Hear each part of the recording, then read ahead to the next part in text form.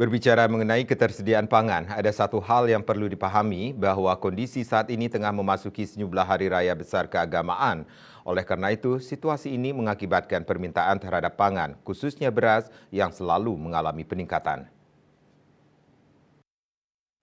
Ekonomi Profesor Iwayan Ramante. Menurutnya, situasi ini tentu berdampak pada inflasi, yang mana kondisi ini rutin terjadi setiap tahun sehingga tidak perlu dikhawatirkan. Kalau dilihat dari laporan statistik dalam bulan Februari kemarin, inflasi di Bali masih di bawah 3%. Artinya itu merupakan inflasi ringan yang masih terbilang wajar. Lebih lanjut dikatakan mengenai ketersediaan pangan yang saat ini sedang ramai diberitakan di media, khususnya beras memang mengalami peningkatan karena di samping hari raya juga disebabkan karena musim panen yang sudah lewat dan adanya iklim El Nino sehingga harga mengalami kenaikan.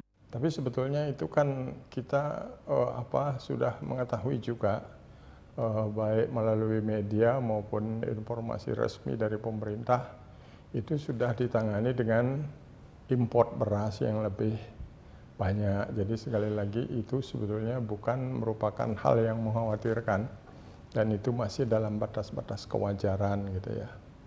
Tapi di lain sisi kita memang harus mengapresiasi apa yang telah dilakukan oleh pemerintah dalam rangka istilahnya menjaga 4K gitu ya. Ketersediaan pangan, kemudian keterjangkauan harga dan kelancaran distribusi. Itu K yang ketiga, kemudian K yang empat adalah koordinasi antara pemerintah pusat, kemudian daerah itu provinsi dan kabupaten kota. Itu sudah luar biasa.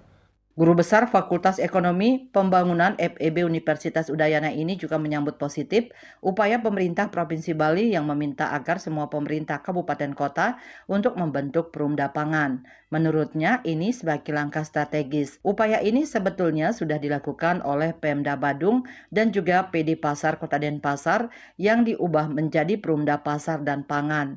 Andika, Bali TV.